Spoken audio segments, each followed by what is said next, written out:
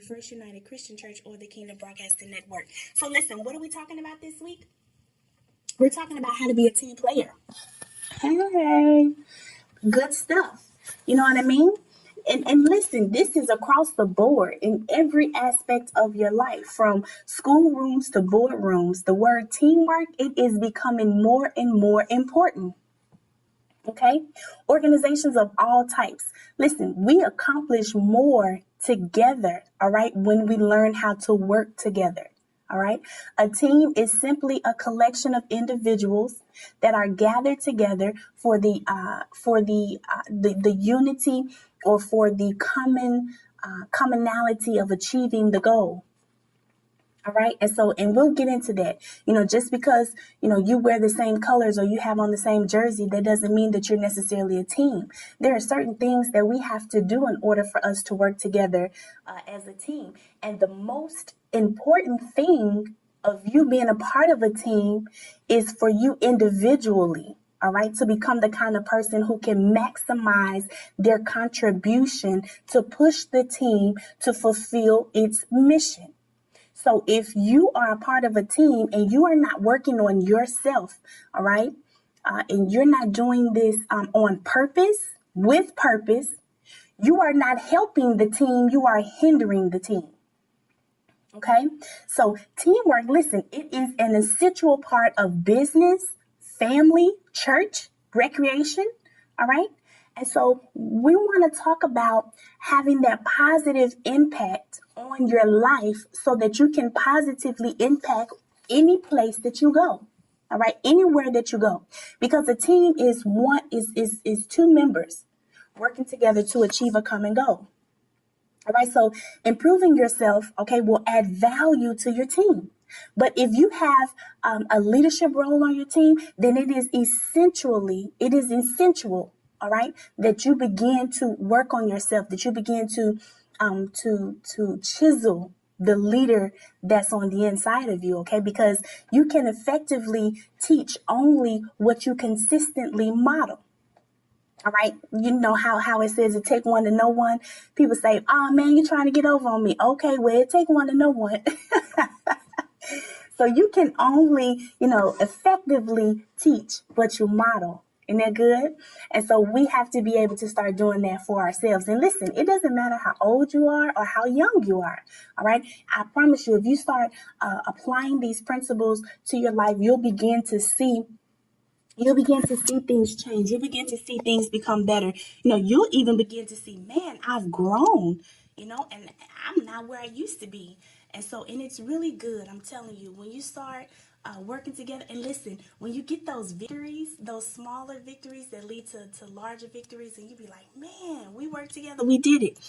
It's so exciting. It's so motivating. You gain momentum, and it's so amazing. Okay, so where are we coming from, right? What's our source?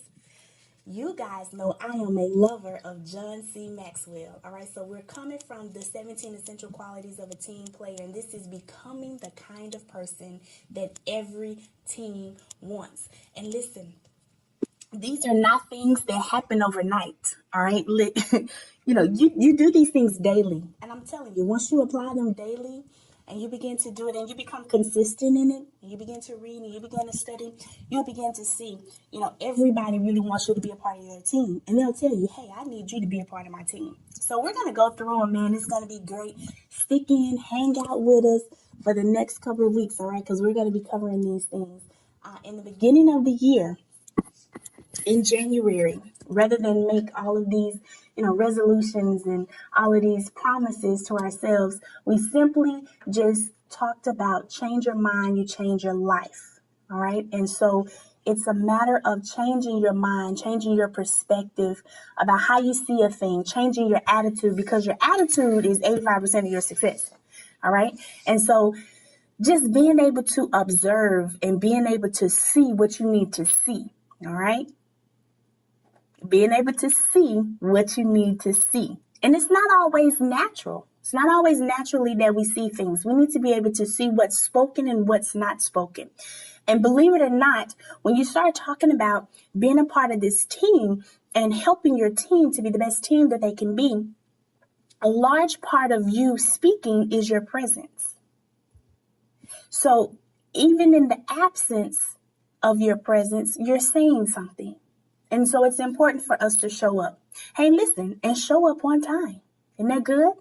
We're talking about being a team. Number one thing, the most essential, 17 essential qualities, they're all important, all right? So neither is more important than the other. They all work together, all right? So they have a combined unity and effect that helps to bring about that change. Number one is adaptable. Number one thing, okay, is adaptable. All right. So inflexibility is one of the worst human failings. You can learn to check, you can learn to be to overcome fear with confidence and laziness with discipline. But for the rigidity of your mind, there is no antidote. Okay. So you must become flexible. All right. Blessed are the flexible, for they shall not bend and be out of shape. So we have to become adaptable. What are we saying? You ever meet those people that say, I'm not a morning person. I don't do 7 o'clock. Okay. Well, we know we can't put you on the team. If we have a road trip or we have an away game and we need to be on the bus by 6 a.m., hey man, we're not going to be behind and running late because you can't get up out the bed. I used to be one of those people. I used to tell people that all the time. I used to say, I am not a morning person. I am not about to get out the bed. You know what I'm saying? Even when I was in college, y'all, listen, when I was in college, I did not take 8 o'clock classes. I was like, oh no, that is for the birds. I shall not be there at 8 a.m. They say the early birds get the worms. Y'all gonna have all of them worms. I'm not gonna be there. I see y'all at 9 or 10:45. It was horrible. Because when you get in the real world, guys, listen, when you get, and college is real world, but I'm saying when you get into the workforce, when you get into the work field, when you really start working around people who are really operating by John Maxwell principles, okay, and by Stephen Covey principles, and even just by the Bible, period, all right? Even the Word of God says that, just sluggardness is an antidote for poverty. You can't lay around and sleep all morning. By 11 o'clock, half of the day is already gone. 12 o'clock, noon, 12 noon, half of the day is already gone, guys. And so you got to get to that point to where you're like, hey, man, I have to get up. You know what I'm saying? There's got to be something on the inside of you, a drive, a motivation, and ambition, something, the Holy Spirit. You need to get up. Wake up. All right? Get up out the bed and get your day started. Okay. Now, I'm not really sure at what time of the day, but I'm telling you, business deals, multi-million-dollar business deals are done before 8 a.m. in the morning. People have already listen, they get up, they run their miles. Okay. They exercise, they do what they're going to do. They get dressed, they have their breakfast, they have their coffee, and they are ready, by 6 and 7. And you're just now getting up. They've already been up since 4. So it makes a difference. Being adaptable. If you won't change for the team, then the team may change you. And I know that can seem pretty harsh, but listen, we got to do what's best for the team because we have to accomplish our goals. Not accomplishing the goals is not an option. And so team players who are most likely to become adaptable, they possess the following characteristics. Okay, guys, these are a few of the characteristics that adaptable people that they possess.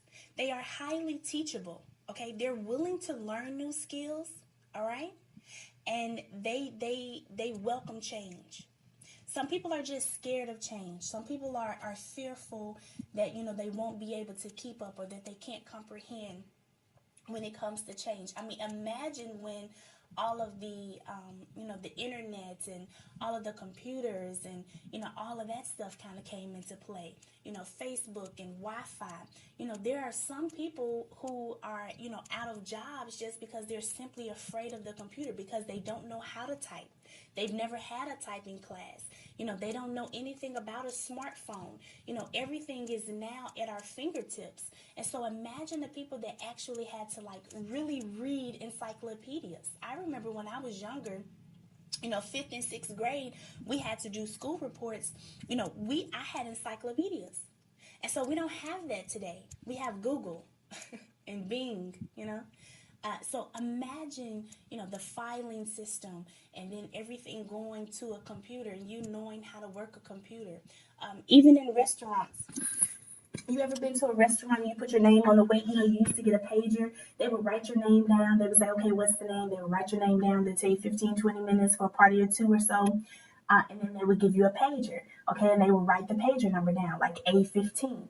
And then they had a system. So they would type in A15 and then it would buzz, right? It would vibrate. Well, now when you go into the restaurant, they ask you your name. There's a computer. There's a laptop in front of them. And they are typing in your name and they're saying how many. And so they say, what's your phone number? Because now when they paid you, it's going to come to your phone. And now you can respond back. You can say, hey, I'm outside, right around the corner. Skip me, seat me next, whatever the case may be. It prompts you for different options.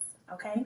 And so how many times have people shied away from being the best that they can be as far as being a great team member because they're fearful that they don't understand or that they lack competence and they're not going to be able to actually fulfill the role that you are requiring them to do.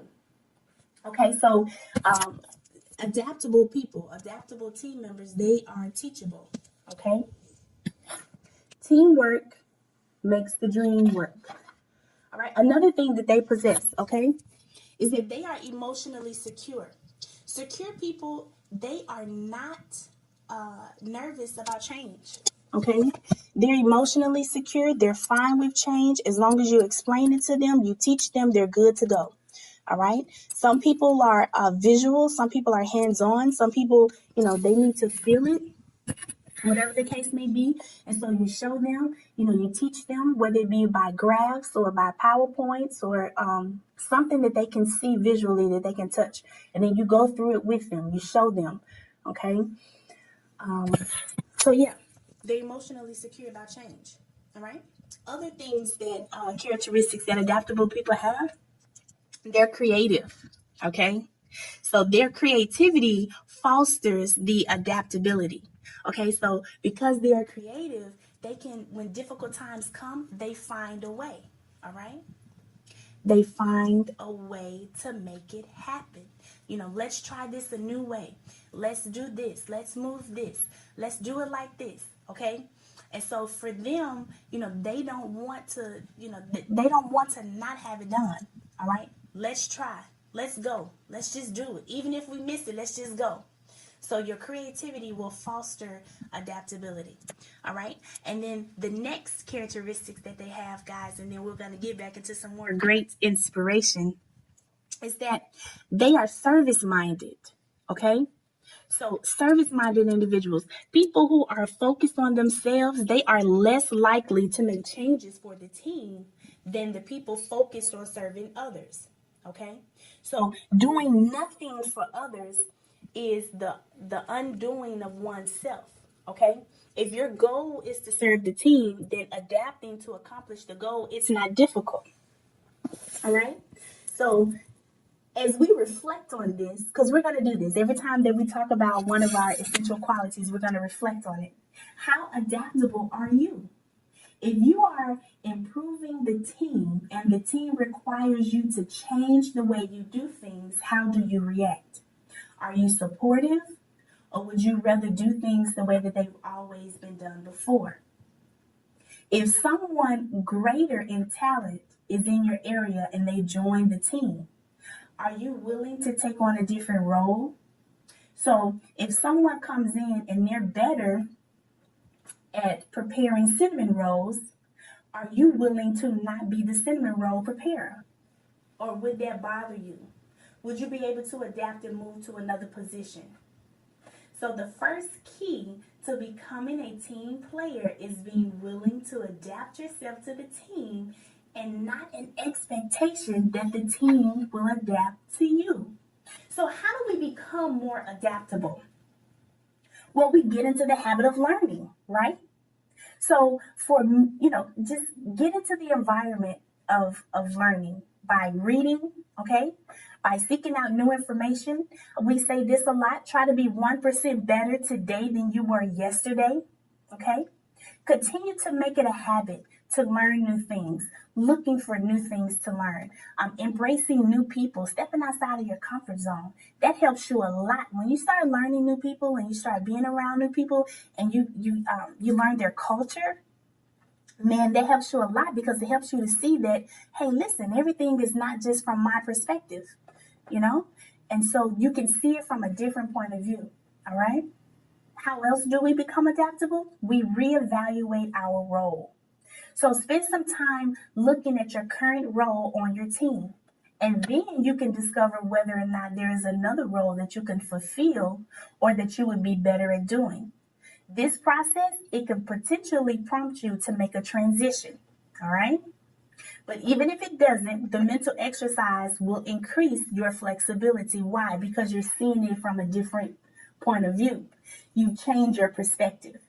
All right? And so how you see things will determine how you feel. Okay? And it will determine how you respond. All right? So how else do we become adaptable? You think outside of the box. Think outside of the lines. I know always in school we were always taught, color inside of the line now. You want to make it nice and pretty, right? So we're trained to be in the box. And then when you come over into the kingdom, right? When you come over and you get into this relationship with God, then it's like, no, be out of the box. But all of our lives, we were trained to be in the box. Don't do that. Ladies, don't do that. Ladies don't gap their legs open. Ladies, they go to school. Ladies, they ladies in the street. Oh, I just heard something else. Anyway, be a lady, be a lady in the street, right? Ladies learn how to cook. Men don't do this. Men be gentlemen. Don't do that. You're not supposed to do that. Don't hit her. You're not supposed to move that way. You're not supposed to eat that way. This is how we do it. And it's like, man. And so you have to unlearn some things, to be honest with you. So being adaptable also requires you to unlearn some things. Because if you're teachable, that means that you're learning new things. And you're unlearning old things. So think outside of the box, all right? Many people are not adaptable because they get into negative ruts. All right. If you tend to be prone to getting into negative ruts, then what you need to do is you need to write down some things. You need to write down positive affirmations, and you need to look for unconventional solutions every time that you meet a challenge. Okay. You'll be surprised about how creative you can be about overcoming those challenges. You know what I'm saying? Don't let things stop you. Don't let, hindrances, blocks, roadblocks stop you. Keep moving forward, right? My pastor, my bishop, my spiritual father, I love him so dearly. He said something so powerful yesterday, and it really resonated in my spirit, man, that if you have come so far, and then by the time you get to where you are, 5-6 years in a row, down the road, and you're looking at your goals and you're saying, man, these things haven't been accomplished yet. What's going on? You're doing what you're supposed to be doing. God's definitely playing his role. And so you're looking like these things should be done by now. What's up? And so if you do not stay the course, all right, and if you do not pursue aggressively, all right, if you don't move forward aggressively, to charge means to move forward aggressively. If you turn back now, that means that you did not believe in beginning. And I say in beginning because, in beginning. That means that when God gave you the vision, when God gave you the word, when God gave you the prophecy, okay, when God began to speak to you, when he called you into his marvelous light, when he did those things, and now that you're on this road to purpose, you've made the decisions, you've changed your mind, you're moving forward, you've started the business, you've entered into the relationship. Now that you are on this road, and it doesn't look the way that you think it should look, or things have not happened because of your timing, because we're no longer on our timing, we're on God's time. And so now that these things have transpired, you're looking at God, he's looking at you, and you're like, what's up? And he was like, hang on, everything's working together for your good, right? Patience is having a perfect work. And you're like, man, forget this. Listen, you can't abort the process now. You can't abort the baby now. You're too far in. Nobody has an abortion in the 7th month. Okay? So you cannot have an abortion in the 7th year of your ministry, of your calling, of your entrepreneurship, of your relationship, of your marriage. All right? You cannot throw in the towel now. If you did now, it means that you did not believe in beginning. Isn't that great? Wow. So if you are willing to change and adapt for the sake of your team, guess what, guys? You always have a chance to win. And we are winners. Listen, nothing that we did made us winners. We're winners by default. Glory to God. I win because of who he is. Come on, I woke up, I showed up, and I won. Yeah, but you got to do some work as well. In order to keep winning, in order to keep those victories, you got to put in the work. You got to be disciplined. You got to be diligent. You have to be consistent. You need a prayer life, and you must stay in the will of the Father. That is where the blessings flow. That is where the favor is. That is where the protection is. It's in his will. It's under his covering. It's next to him, in his bosom. Put your ear, I'm talking about inside of his mouth. I mean, just your ears just impressed upon his lips so that you can hear what he's saying and you can see what he sees. Amen. Thank you guys for tuning in and hanging out with your girl today. Listen, all week we're going to be talking about how to be the best team player that we can be. And you can stay connected all week long. It's going to be phenomenal. Please make sure you invite somebody in, tell a friend, like us on Facebook, follow us on Twitter, and please be sure to subscribe to the YouTube channel, okay? Make sure you guys stay connected. It's KBN.